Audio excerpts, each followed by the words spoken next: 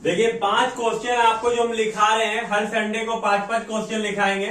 वो क्वेश्चन को आपको समझना और याद कर लेना है, ठीक है, ताकि जब 2025 का जब फाइनल एग्जाम आप दीजिएगा तो उसमें दिक्कत नहीं होना चाहिए। 99% चांस रहेगा कि यही सब क्वेश्चन पूछेगा, ठीक है। पहला क्वेश्चन क्या था, चंदा क्या है, यानी व्हाट इज सब्सक्रिप्शन। सब्सक्रिप्शन यानी चंदा क्या है। देखिए चंदा हम लोग सब जानते हैं कि क्या होता है ना। चंदा क्या होता है कि बहुत सारा मेंबर मिलकर, सदस्य के द्वारा मिलकर किसी संस्था को एक सालाना राशि जो चुकाया जाता है उसको हम लोग क्या कहते हैं, चंदा कहते हैं। चंदा किसको कहा जाता है, एक संस्था के खर्च को पूरा करने के लिए, एक संस्था के खर्च को पूरा करने के लिए सदस्य के द्वारा यानी मेंबर के द्वारा, जो संस्था का मेंबर है उसके द्वारा जो वार्षिक शुल्क के रूप में जो जमा किया जाता है, यानी सालाना जो पैसा दिया जाता है संस्था को, उसको हम लोग क्या कहते हैं, चंदा कहते हैं। क्लियर है ना।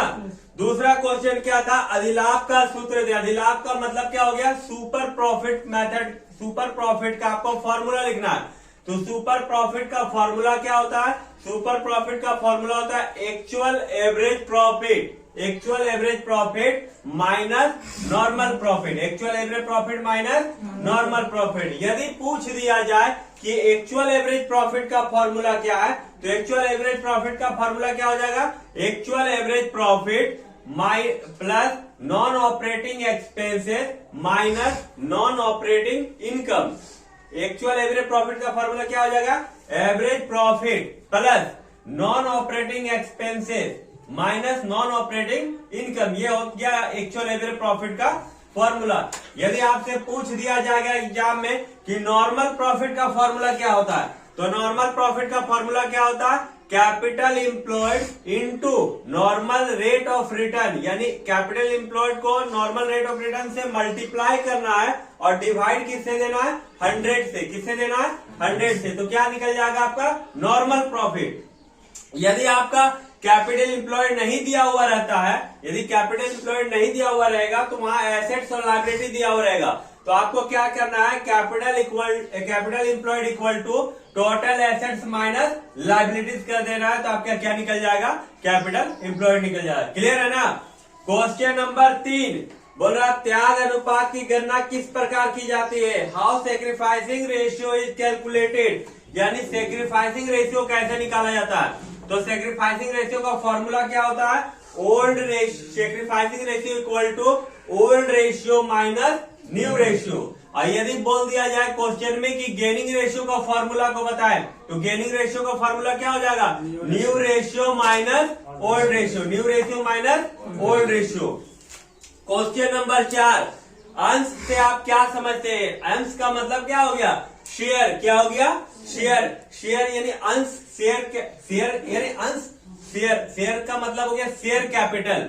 यानी एक कंपनी का टोटल कैपिटल यानी टोटल पूंजी जो होता है, पूरा कंपनी का पूंजी, वो जो छोटा छोटा टुकड़ा में बटा होता है उसको हम लोग क्या कहते हैं, शेयर कैपिटल कहते हैं। उसी को अंश कहा जाता है। जब कंपनी को पैसा का जरूरत होता है तो मार्केट में उस शेयर को बेचकर अपना कंपनी का पूंजी जमा करता है। तो हर एक आदमी, कोई 5,000 का खरीदा, कोई 2,000 का खरीदा, कोई 10,000 का खरीदा, कोई 1 लाख का खरीदा, और सब पैसा वो कंपनी के पास गया। इसीलिए हम लोग कहते हैं कि जो छोटा छोटा हर एक आदमी का पैसा जब एक कंपनी पर पहुंचता है तो उसको क्या कहा जाता है कि कंपनी का कुल पूंजी जो है वो छोटे छोटे टुकड़ों में बटा होता है, जिसे हम लोग क्या कहते हैं, अंश पूंजी कहते हैं। क्लियर है ना। क्वेश्चन नंबर 5 और लास्ट क्वेश्चन आज का, ऋण पत्रों के शोधन से आप क्या समझते हैं। तो ऋण पत्र शोधन, शोधन का मतलब क्या होता है, चुकाना। और ऋण पत्र का मतलब होता है जिससे कंपनी ऋण के तौर पे आपको एक डॉक्यूमेंट दिया है, यानी जिसको बॉन्ड पेपर कहा जाता है। यानी एक कंपनी जब ऋण पत्र धारक, जो ऋण पत्र धारक का मतलब वो हो गया जो कंपनी का पैसा देकर एक बॉन्ड पेपर खरीदा, तो उसमें लिखा हुआ रहता है टर्म एंड कंडीशन, कितना परसेंटेज ब्याज मिलेगा ऋण पत्र धारक को और कितना समय के बाद कंपनी के द्वारा उस राशि को चुकाया जाएगा।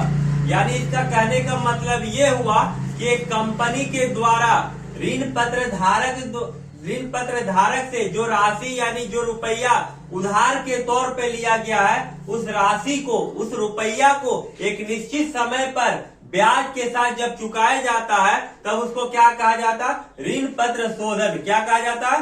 ऋण पत्र शोधन। क्लियर है ना? ये 5 क्वेश्चन आज हुआ है। अगला संडे को फिर यहां से 6 नंबर से लेकर हम लोग 10 नंबर तक करेंगे। क्लियर है?